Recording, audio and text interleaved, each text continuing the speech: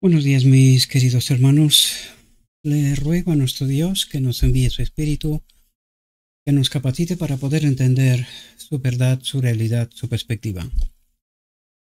Hoy vamos a tratar de entender tipo y antitipo de un evento tan esperado por los apóstoles y supuestamente tan esperado también por nosotros hoy. Por lo tanto, vamos a ver si hay algún parecido entre lo que pasó en Pentecostés o la lluvia temprana y lo que tiene que pasar en la lluvia tardía.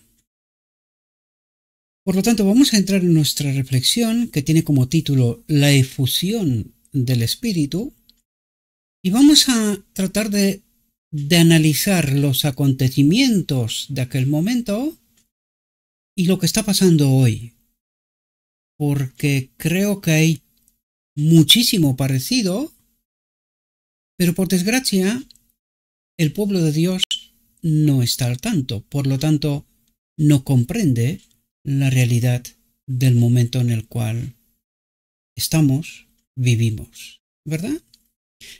Por lo tanto, entremos en nuestra reflexión. Y dice, recibiréis poder cuando haya venido sobre vosotros el Espíritu Santo, y me seréis testigos en Jerusalén, en toda Judea, en Samaria y hasta lo último de la tierra. Toda potestad me es dada en el cielo y en la tierra. Id pues y haced discípulos a todas las gentes, bautizándolas en el nombre del Padre y del Hijo y del Espíritu Santo, enseñándoles que guarden todas las cosas que os he mandado. Y he aquí que yo estoy con vosotros todos los días hasta el fin del mundo. Justo antes de dejarlos, Cristo dio a sus discípulos esta promesa del Espíritu Santo. Y mientras las palabras estaban en sus labios, descendió. Una nube de ángeles lo recibió y los escoltó hasta la ciudad de Dios. Los discípulos regresaron a Jerusalén, sabiendo ahora que Jesús era realmente el Hijo de Dios.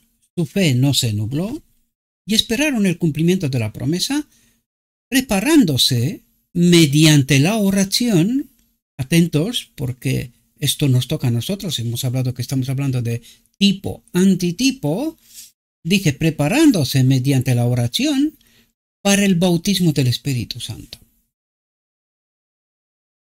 Dice, cuando llegó el día de Pentecostés, estaban todos reunidos en un mismo lugar.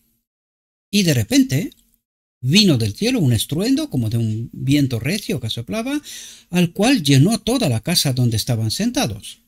Y fueron todos llenos del Espíritu Santo, y comenzaron a hablar en otras lenguas, según el Espíritu les daba que hablasen. En aquella asamblea había burladores. Esto es muy interesante. ¿En aquella asamblea había burladores? O sea, quiere decir que entre esta gente, este grupo, ¿verdad?, que se prepararon para recibir el Espíritu Santo, había quienes no lo recibieron. En aquella asamblea, dice, había burladores que no reconocían la voz del Espíritu Santo. Dice, y decían, estos hombres están llenos de vino nuevo. Pero Pedro, poniéndose en pie con los 11, alzó la voz y les dijo, varones judíos, y todos los que habitáis en Jerusalén, sabed esto y escuchad mis palabras. Porque estos no están borrachos, como vosotros suponéis, pues no es sino la tercera hora del día. Pero esto es lo que fue dicho por el profeta Joel, y acontecerán los últimos días, dice Dios, se refiere a nosotros, ¿verdad?, que derramaré de mi espíritu sobre toda carne, y vuestros hijos y vuestras hijas profetizarán, y vuestros jóvenes verán visiones, y vuestros ancianos soñarán sueños. Por lo tanto, tenemos que estar atentos porque lo que ocurrió con ellos tiene que ocurrir con nosotros. Y veamos si igual está pasando y no nos damos cuenta, ¿verdad? Dice, después de la crucifixión de Cristo, los discípulos eran una compañía desamparada y desalentada, como ovejas sin pastor. Su maestro había sido rechazado, condenado y clavado en la ignominiosa cruz. Aquí nosotros necesitamos también darnos cuenta, porque aquí hay muchos tipos en realidad. La cruz es también un tipo del decreto de muerte al final, pero en otra capa de comprensión, ¿verdad? En este caso estamos hablando de otra circunstancia. Necesitamos entender que para el pueblo final hay un llamado del Apocalipsis 18:4. Salí de Babilonia. Ahora nosotros tenemos que entender, conforme ya lo hemos estudiado, conforme con la profecía, y conforme con el capítulo 38 del conflicto de los siglos. No sé por qué siempre me he quedado con 39, pero no, es 38, porque lo he comprobado ahora y me quedé un poco sorprendido. Qué curioso, digo, nadie me corrigió hasta ahora, ¿no? Pero es el capítulo 38, ¿verdad? Del que habla de la iglesia de Laodicea, en realidad.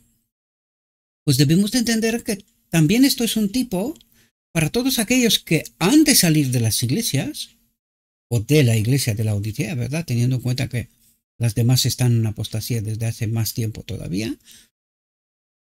¿Y qué ocurre? Dice, después de la crucifixión de Cristo, los discípulos eran una compañía desamparada y desalentada, como ovejas sin pastor. También, si tenemos en cuenta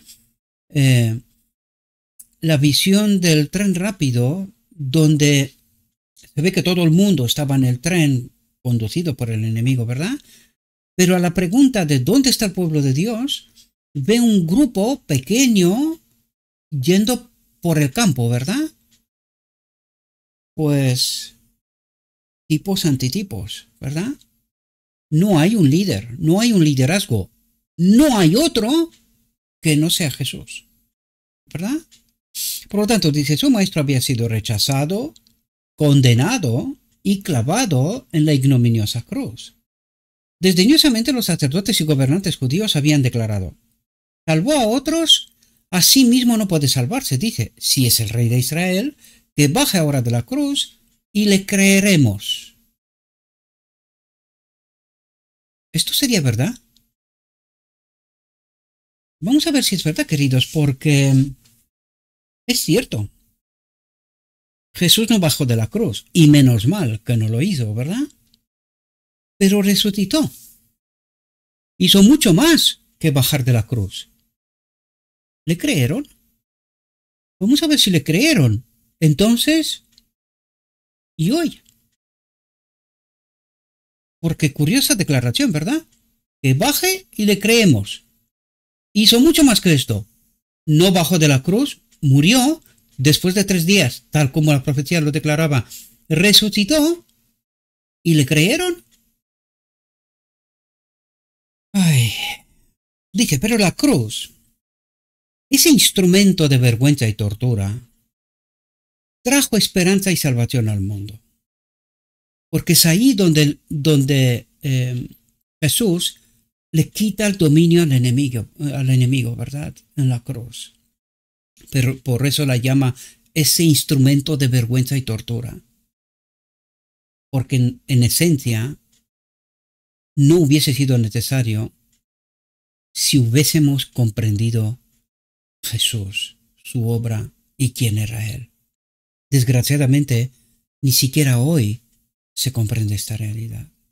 Dice, los discípulos se reanimaron, su desesperanza y potencia los abandonaron.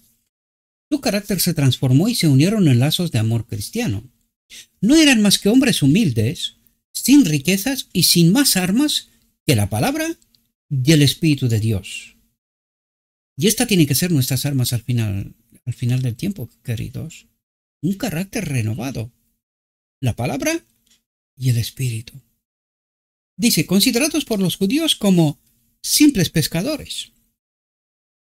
Vamos a ver un poquito más adelante algo muy sorprendente.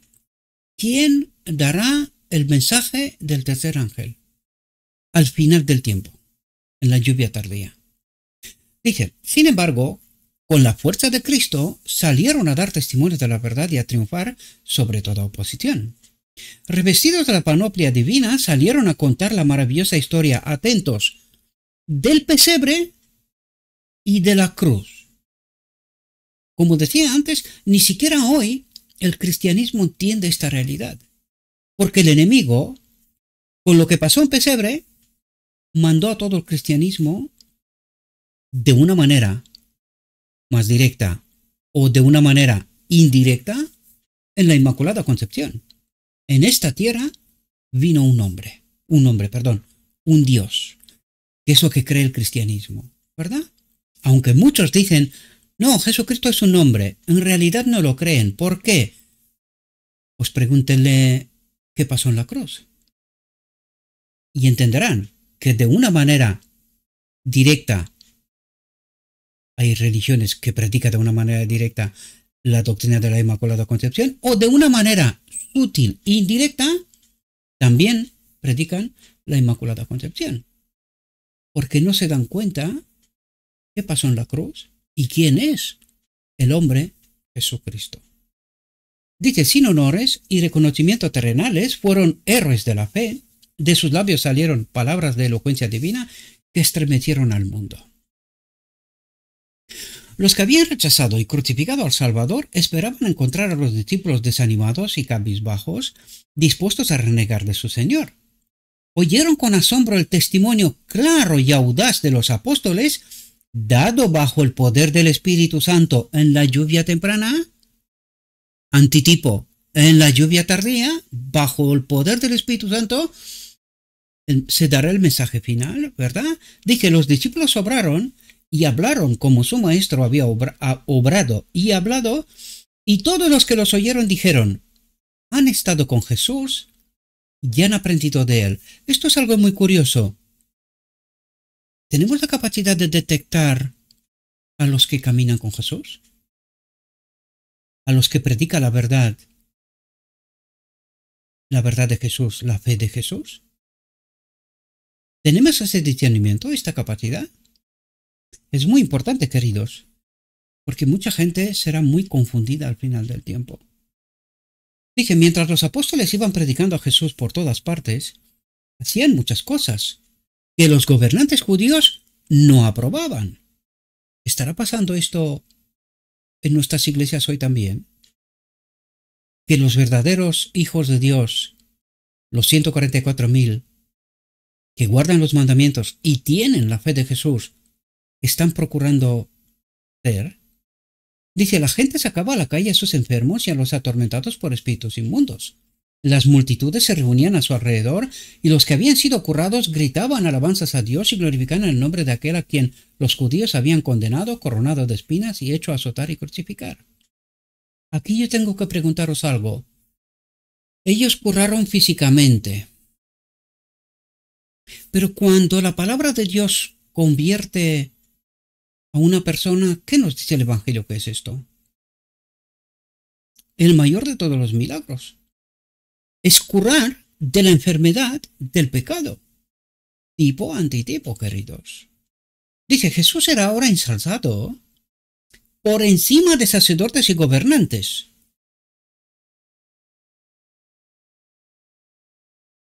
Apocalipsis 18:4. Salid de ellos, pueblos míos.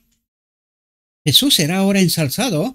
¿Quién es el líder de este pequeño grupo que camina por el campo hacia la Canaán celestial de la visión? ¿Quién es el líder? Jesús. ¿Seguro? No hay más líderes, queridos. Solo Jesús. Toda nuestra confianza tiene que estar depositada en Él. Aunque haya mensajeros que han de señalar al pueblo la verdad, porque lo vamos a ver por la profecía, ¿verdad? Pero soy un líder. La cabeza de esta iglesia es Cristo y nadie más. Por eso dice, por fin, al final, Jesús es ahora ensalzado.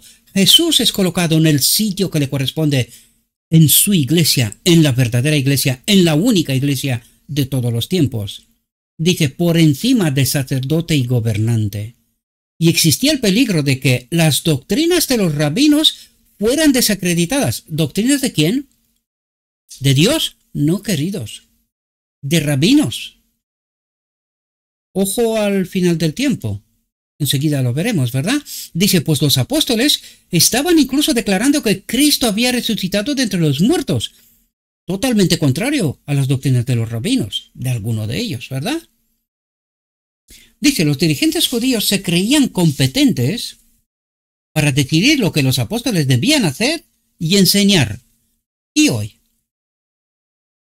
¿Qué dicen los sacerdotes y ministros? Lo mismo, tipo antitipo, ¿verdad? Está ocurriendo hoy en día en la misma iglesia. Dice, y determinaron que su labor debía detenerse, pues les estaba demostrando a los gobernantes que eran culpables de la muerte de Jesús. ¿Dónde está el antitipo? Culpables de la muerte de Jesús. ¿Tenemos alguna relación?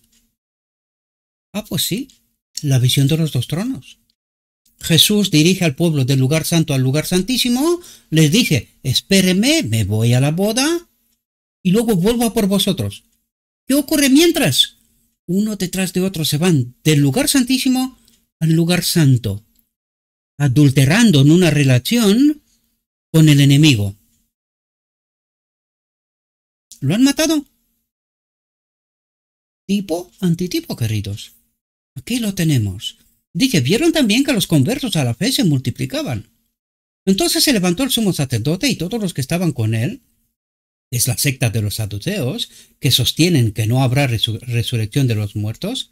La afirmación hecha por los apóstoles de que habían visto a Jesús después de su resurrección, y que había ascendido al cielo, dice, echaba por tierra los principios fundamentales de la doctrina saducea.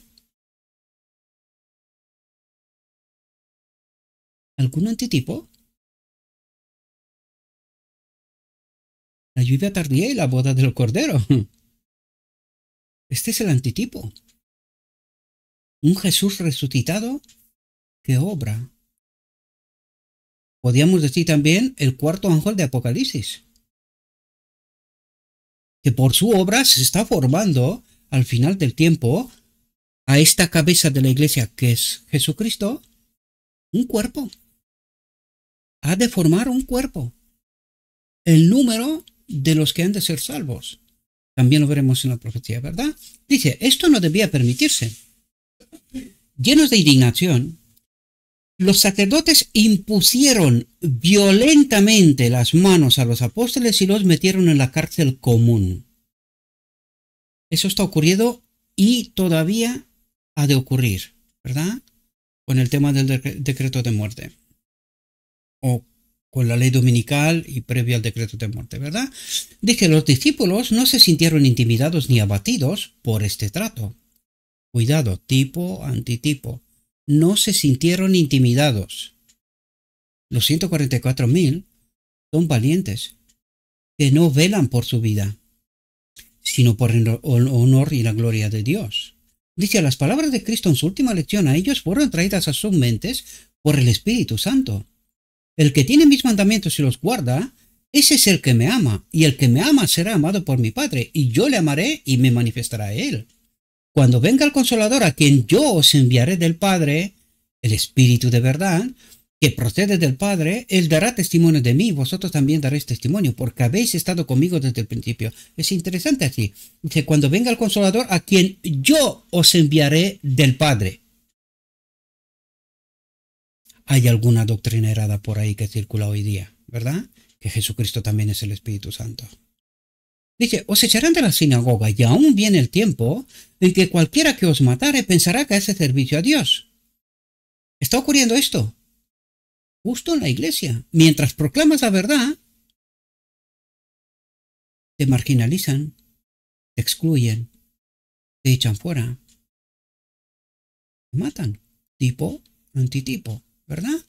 Dice, esas cosas os he dicho para que cuando llegue el tiempo, ¿qué tiempo? Este en el cual estamos viviendo, ¿verdad?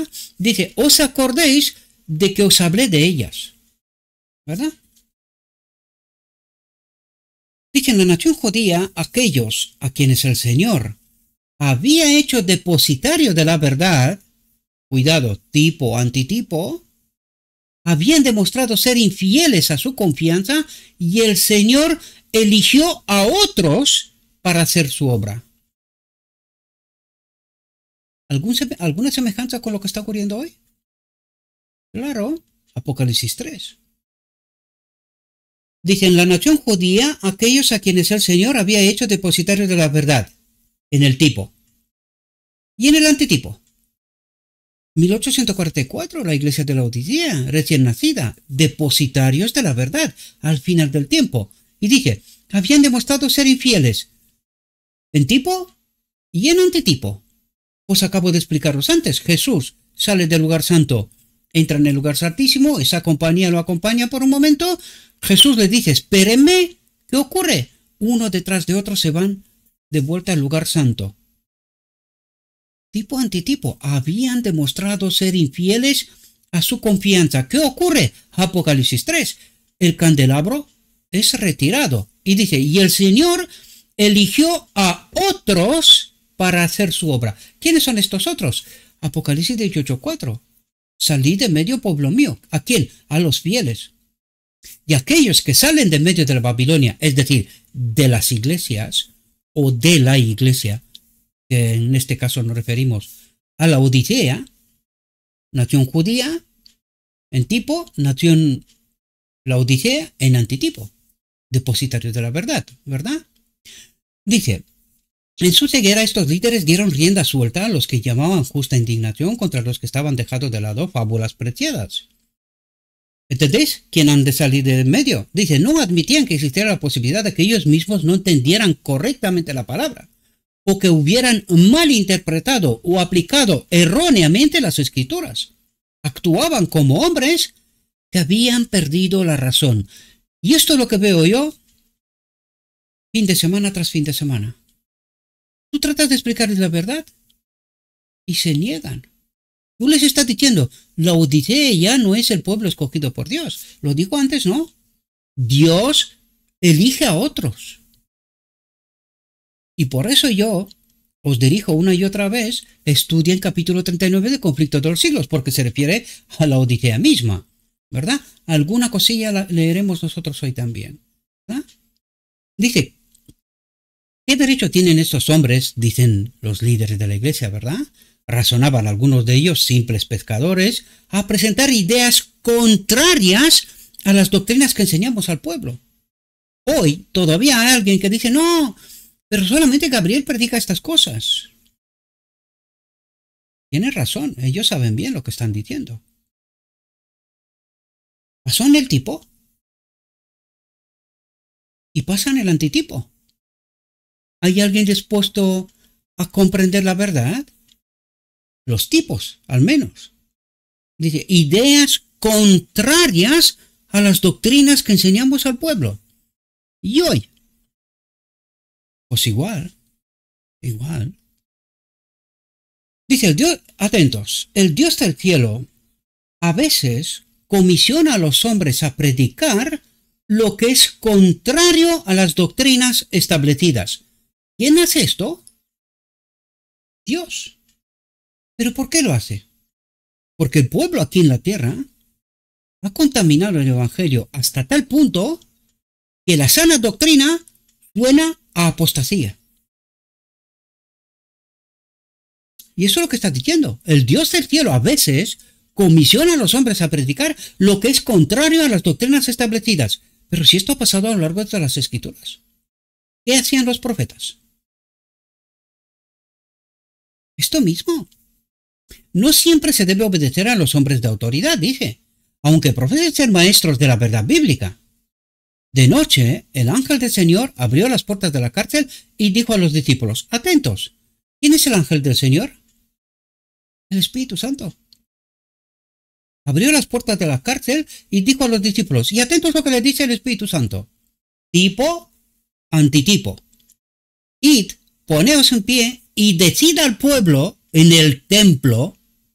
¿A qué pueblo se refería? A los judíos, a la nación judía, y en el antitipo, a la Odisea, todas las palabras de esta vida, dice, este mandato fue obedecido por los apóstoles. Entraron en el templo muy de mañana y enseñaban.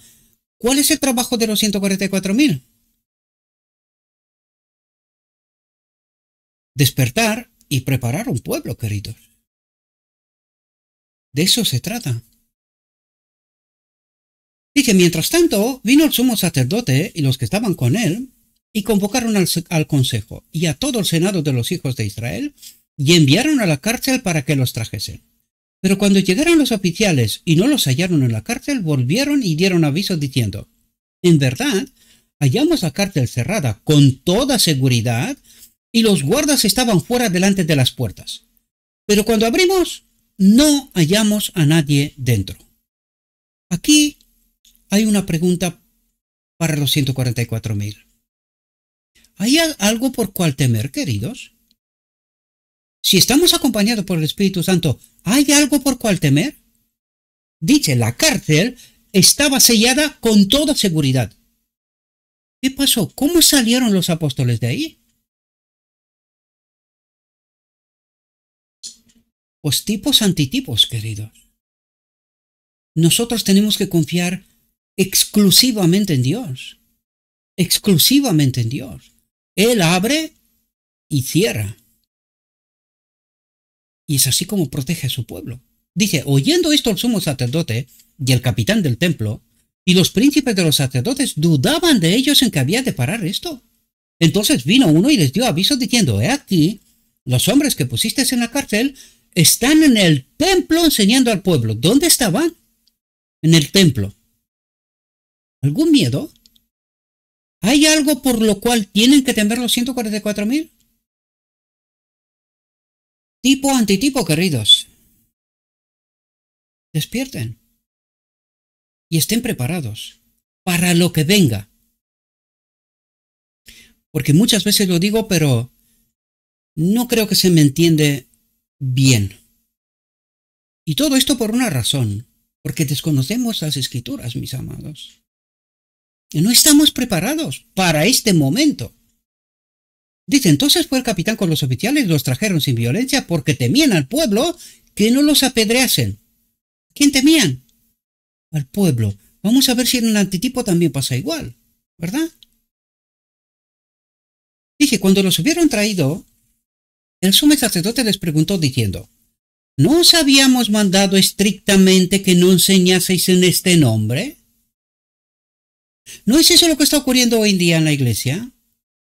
Cuando nosotros en nombre de Jesús vamos predicando la verdad, doctrinas contrarias a la que la iglesia tiene. ¿Por qué? Porque está en apostasía. Ni siquiera lo sabe, desgraciadamente. ¿Verdad? ¿Y qué dicen los maestros y los ministros del pueblo hoy? Que se callasen, los marginalizan, los expulsan, los echan fuera de las iglesias, ¿no? Pues de eso está hablando tipos antitipos. Dice, y aquí habéis llenado a Jerusalén, dice, de vuestra doctrina. Escuché yo un ministro, un anciano de iglesia, hace no tanto, diciéndome, Gabriel, bajo ningún concepto subirás a este púlpito para predicar tus doctrinas, tus teorías. Digo, ¿mis teorías? Pero ¿cómo tenemos tus teorías y yo las mías? ¿Cómo hemos llegado a este punto mientras estamos los dos en la misma iglesia? ¿Cómo funciona esto? Tú eres anciano y yo soy anciano. ¿Cómo es que tú tienes unas teorías y yo tengo otras teorías? ¿Cómo es eso? Pero no se dan cuenta, queridos. Están cegados. Dije, y aquí habéis llenado a Jerusalén de vuestra doctrina, tipo, antitipo. Y pretendéis traer la sangre de este hombre sobre nosotros. Dice, pretendéis traer la sangre. ¿Qué es la sangre? La vida, el Espíritu Santo. El de la encarnación, ¿verdad? El sacrificio de la encarnación. Y dije, y pretendéis traer la sangre, la vida de Jesucristo, vamos a hablar traducido, ¿verdad? De este hombre sobre nosotros. Es decir, los que predican la verdad en medio de la iglesia quieren traer el Espíritu Santo sobre la iglesia. ¿Pero qué hacen ellos? Rechazan, niegan esta realidad, porque eso es lo que dice. Y pretendéis traer la sangre de este hombre sobre nosotros. Tipo, antitipo.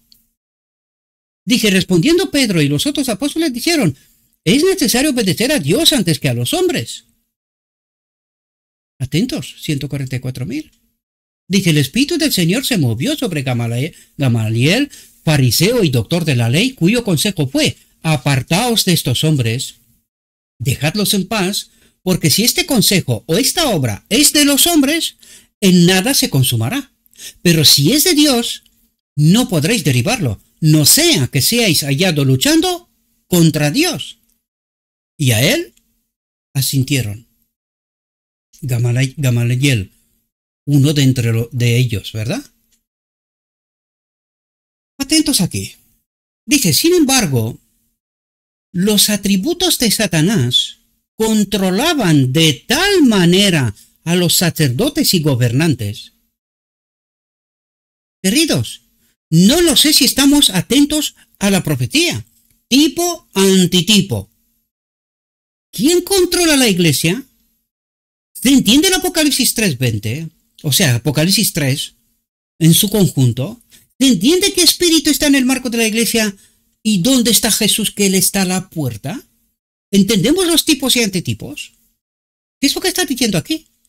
Sin embargo, los atributos de Satanás controlaban de tal manera a los sacerdotes y gobernantes que, a pesar de los maravillosos milagros obrados por los apóstoles, estaban tan llenos de prejuicios y odio que apenas podían contenerse. Esto ocurre hoy, queridos. Esto ocurre hoy. Cuando tú tratas de presentar la verdad, y hay gente, a mí me está pasando, no lo sé de alguien más, pero seguramente sí. ¿Por qué? Porque tienen el mismo espíritu, que se levantan y se salen de la iglesia, queridos, ante la verdad. ¿Quién está en medio de la iglesia? Profecía, queridos. No tengo que explicar nada, está escrito. ¿Por qué no entendemos? Dice, cuando hubieran llamado a los apóstoles y los hubieran azotado, mandaron que no hablasen el nombre de Jesús y los soltaron. Y salieron de la presencia del concilio, gozosos de haber sido tenidos por dignos de padecer afrenta por su nombre. Y cada día, en el templo y en todas las casas, no cesaban de enseñar y predicar a Jesucristo. Y el Señor añadía cada día a la iglesia a los que habían de ser salvos. Por desgracia, muy poquitos, queridos. Por desgracia, muy poquito.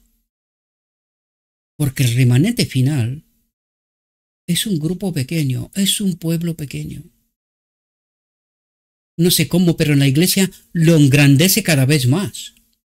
No, todo es relativo, es un número simbólico, no es literal. Desconocemos la profecía. Y muchos tendrán parte de Ezequiel 9 a pesar de las advertencias, que a mí me tienen por proscrito. Pero pronto despertarán y desgraciadamente se darán cuenta en la ceguera que han estado. Y perderán sus almas. Y no solamente las suyas, sino de mucha otra gente que les sigue y confían en ellos. Y desconocen la profecía, porque no la estudian. Dice, la promesa del Espíritu Santo era la esperanza más brillante y el consuelo más fuerte que Cristo podía dejar a sus discípulos cuando ascendió al cielo. Las verdades de la palabra de Dios, atentos aquí, y pregúntese si está ocurriendo esto justamente ahora mismo. Las verdades de la palabra de Dios habían quedado sepultadas bajo la basura de las malas interpretaciones. Las máximas de los hombres, los dichos de seres finitos, habían sido exaltados por encima de la palabra del Dios vivo. Por eso, sus teorías y mis teorías o nuestras teorías del remanente final no concuerdan, queridos. Porque ellos confían en palabras de doctores de la ley, de teólogos, de ministros, de sacerdotes. Es contraria a lo escrito está. Y no hace falta ni siquiera defender esto, porque acabamos de leerlo. Está en la profecía, queridos. Dice, bajo el poder iluminador del Espíritu Santo, los apóstoles en el tipo, el remanente final en el antitipo, dice, separaron la verdad de las falsas teorías y dieron al pueblo la palabra de vida. Por eso, sus teorías son el engaño y las teorías del remanente final es la palabra de verdad purificada por el mismo Dios. Por eso no coincide, queridos. Por eso no coincide. Ellos predican un evangelio, el del lugar santo, y nosotros predicamos un otro evangelio, el del lugar santísimo, el evangelio de la salvación. Dice, a menudo se rechaza el Espíritu Santo porque llega de forma inesperada. El Espíritu Santo llega de forma inesperada. Vamos a ver tipo, vamos a ver antitipo. Dice, a los sacerdotes y gobernantes judíos se les había dado evidencia tras evidencia de que los apóstoles hablaban y actuaban bajo inspiración divina. Pero aún así se resistieron firmemente al mensaje de la verdad. Tipo, antitipo, que lo vamos a ver enseguida, ¿verdad? Dice, Cristo no había venido de la manera que esperaban. Y aunque a veces estaban convencidos de que era el Hijo de Dios, sofocaban la convicción y así se volvieron más ciegos y endurecidos que antes. ¿Qué es lo que estaban esperando ellos? Que venga un rey de lejos y que ellos sean a su derecha y a su izquierda, ¿verdad? Porque eran los sacerdotes y gobernantes del pueblo, ¿verdad? ¿Cómo vino Dios? ¿Por los simples? Tipo, antitipo, queridos. Enseguida lo veremos por la profecía. Dice, crucificaron a Cristo, pero Cristo en su misericordia les dio pruebas adicionales en las obras realizadas por los discípulos. Envió a sus siervos a decirles lo que habían hecho e incluso en la terrible acusación de que habían matado al príncipe de la vida.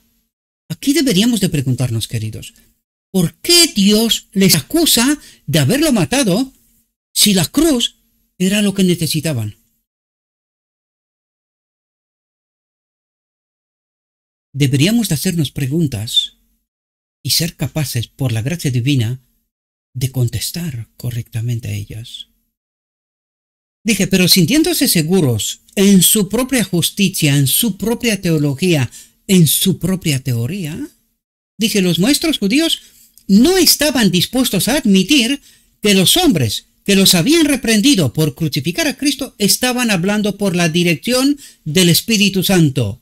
Tipo, vamos a ver, antitipo. Capítulo 38, conflicto de los siglos. Solo he escogido un párrafo. Vamos a ver si lo que acabamos de leer en el tipo ocurre en el antitipo. Fijaos lo que dicen. Así se proclamará el mensaje del tercer ángel. ¿Cómo? ¿Quién lo proclamará? Fijaos, así se proclamará el mensaje del tercer ángel. Justo ahora al final, ¿verdad? Dice, cuando llegue el momento de darlo con el mayor poder, el Señor obrará por medio de instrumentos humildes. ¿Qué eran los apóstoles? Instrumentos humildes. ¿Cómo obrará al final? Por medio de instrumentos humildes. No por pastores y ministros, no por doctores de la ley. No, queridos. ¿Quién va a dar el mensaje del tercer ángel? Instrumentos humildes. ¿Y en la iglesia qué ocurre? Despierten, queridos. Porque por eso está el llamado del Apocalipsis 18:4. Salid de en medio de Babilonia, pueblo mío, para que no recibáis su castigo.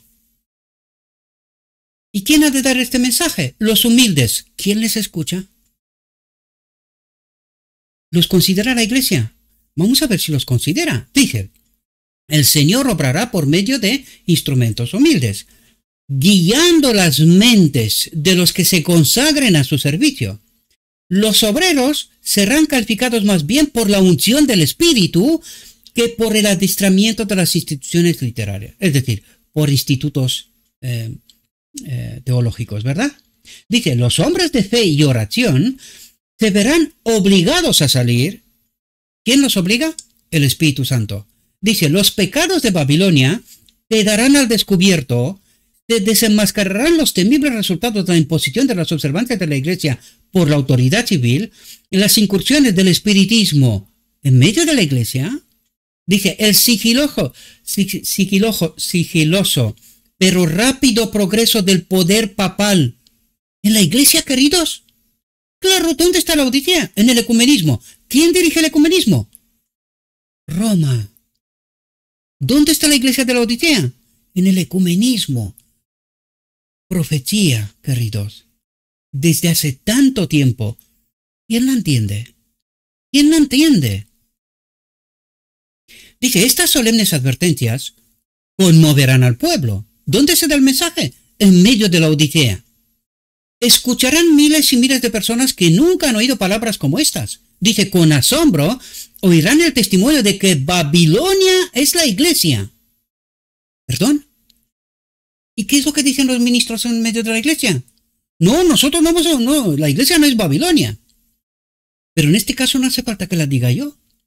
Porque está escrito, queridos. Babilonia es la iglesia caída a causa de sus errores y pecados por haber rechazado la verdad 1888 que le fue enviada del cielo. Como la gente acude a sus antiguos maestros con la ansiosa pregunta, ¿son así estas cosas? Los ministros presentan fábulas, profetizan cosas suaves para calmar sus temores y tranquilizar la conciencia despierta. Pero como muchos se niegan a contentarse con la mera autoridad de los hombres, es decir, de los ministros y sacerdotes, y exigen un claro «así dice el Señor», el ministerio popular, es decir, los ministros, los teólogos, los doctores, como los fariseos de antaño, lleno de ira, cuando se cuestiona su autoridad, dice, denunciará el mensaje como de Satanás y excitará a las multitudes amantes del pecado para que injurien y persigan a los que lo proclaman. ¿Qué está ocurriendo en la iglesia, queridos? ¿Entendemos los tipos y el antitipo? ¿Es esta nuestra realidad? La mía sí, desde luego, os lo garantizo. Pero seguro que no es solamente la mía. Porque los mismos espíritus, tanto del mal como de Dios, actúan de la misma manera. Por lo tanto, hay más sitios donde ocurre esto. Con total seguridad, tengo firme convicción en esto. ¿Entendemos la profecía, queridos? ¿Entendemos los tipos y los antitipos? ¿Estamos preparados para este momento? ¿O estamos negando la verdad y ni siquiera lo sabemos? Por el simple hecho de que estamos en la iglesia, ¿no? Si estamos en la iglesia, pues debemos de ser salvos. Así es como nos cuentan nuestros ministros, ¿verdad? Volvemos a nuestra reflexión. Dice, cada acto de resistencia hace más difícil ceder. Siendo los líderes del pueblo, los sacerdotes y gobernantes sintieron que les correspondía defender su curso de resistencia.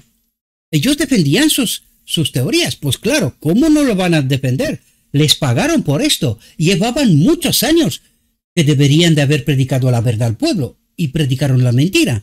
¿Cómo iban a dar un paso atrás ahora? Sería un suicidio, ¿verdad? Socialmente hablando. Pues no lo van a dar. Y esa es la carga por la cual está apostando el enemigo mismo. Y eso es lo que está ocurriendo. ¿Por qué está la iglesia como está? Pues esta es la realidad, queridos. Hemos de entenderla. Nos guste o no. Nosotros sabemos qué precio estamos dispuestos a pagar. ¿Estamos dispuestos a pagar con la eternidad por empeñarnos en rechazar la verdad de Dios? Que vendrá a través de los simples. No de los ministros, queridos. Entiendan bien la profecía. No se equivoquen. No vaya a ser que entreguen su eternidad por 2 duros, como Judas.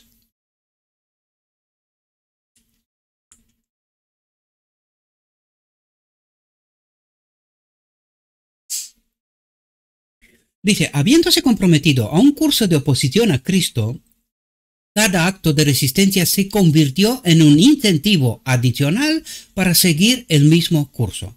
Consideraban los acontecimientos de su carrera pasada como tesoros que había que guardar celosamente, y el odio y la malignidad que inspiraban aquellos actos los concentraban contra los discípulos. ¿Contra quién? Contra los discípulos, contra el remanente final. ¿Verdad? Dice, el Espíritu de Dios inspiró a sus siervos, quienes, independientemente del temor o el favor de los hombres, declararon las verdades que les habían sido encomendadas. ¿Por quién? Por Dios, queridos. Tipo, antitipo. Y bajo la demostración del poder del Espíritu, los judíos no pudieron menos de ver su culpa al rechazar las evidencias que Dios había enviado.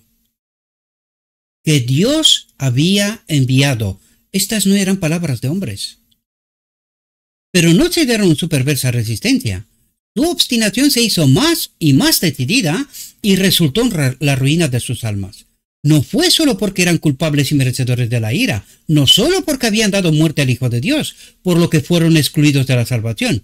Fue porque se armaron con los atributos de Satanás y determinaron oponerse continuamente a Dios, rechazaron persistentemente la luz y sofocaron las convicciones del Espíritu Santo. Y esto está ocurriendo hoy.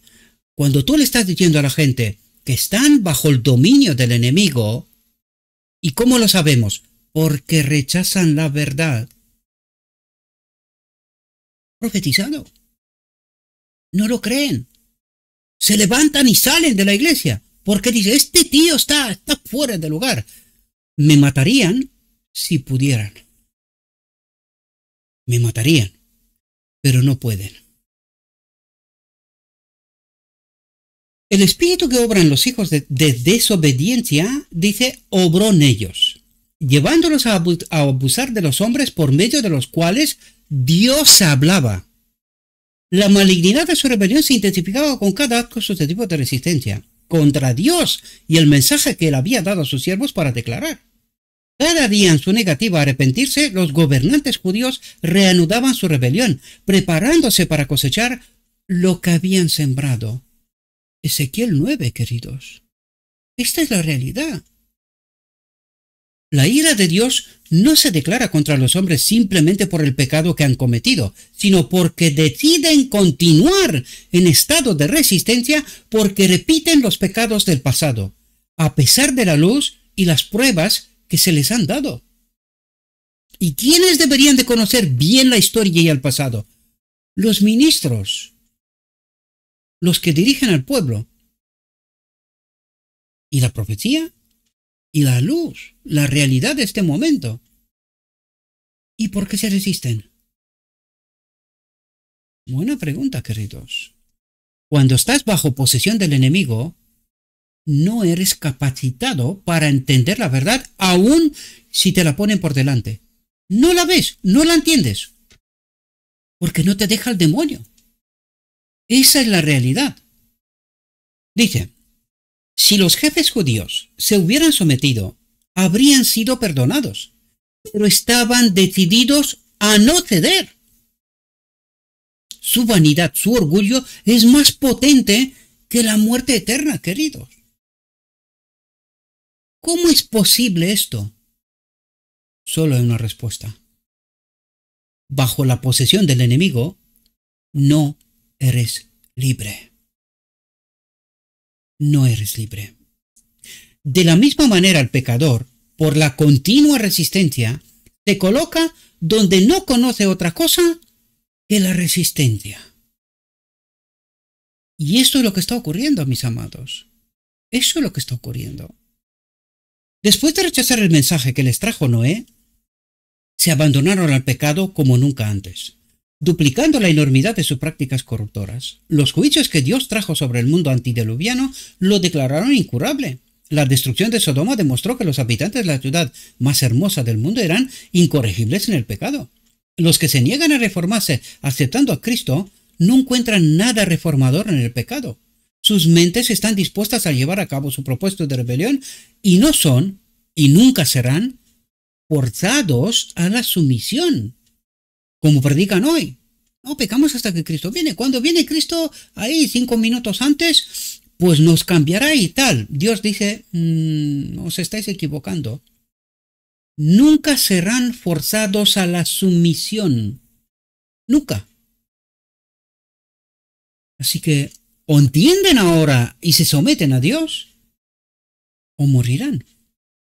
Dice, hoy existe el peligro de que, como antaño, el Espíritu Santo sea rechazado porque viene de una manera que no está de acuerdo con las mentes de los hombres.